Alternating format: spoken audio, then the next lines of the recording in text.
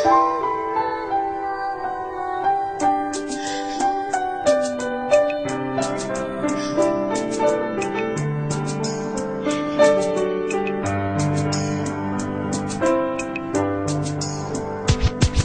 was 3 years old nang ikaw ay na-meet. Napahanga ako sa taglay mong bait. Ikaw ang guest ko sa tuwing birthday, pati sa room ko. Ikaw ang display, di ka na nawala sa alaala. Ikaw lang talaga at walang kagaya. Ikaw ang gusto ng mga friends ko, at di ko alam pati parents ko. Ano ba ang meron ka na wala sa iba, at napapangiti pag nakita ka na sa mga poster at maging sa TV.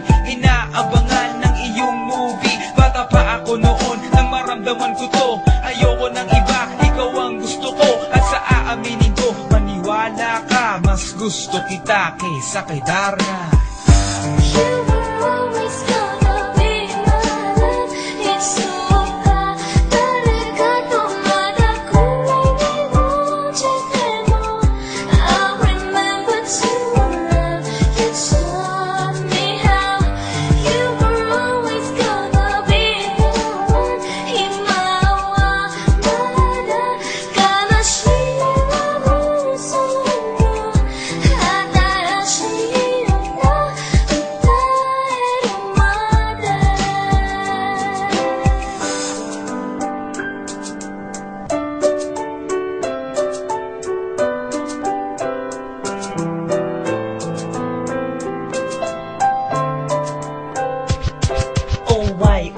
Bakit ganito? Gusto ko ikaw lang nasa tabi ko. Mga poster mo at mga magazine sa buhay ko, hindi kita kayang alisin. So pati sa cellphone at mga gamit, ikaw ang nakalagay sa aking bedsheet. Ako ay nalungkot nang ika'y nawala. Ano ba ang mali na aking nagawa? Pakiusap naman kahit nasa dali, para lang mapawi ang mga bigati at muling umiti at di na umiyak. Magpakita ka lang, gusto kong matiyak na buhay ka pa rin at ika'y malakas. Gumawa ka ulit ng mga palabas, at kapag bumalik, hingitin ang pusa, at hindi ako magmamahal ng pusa.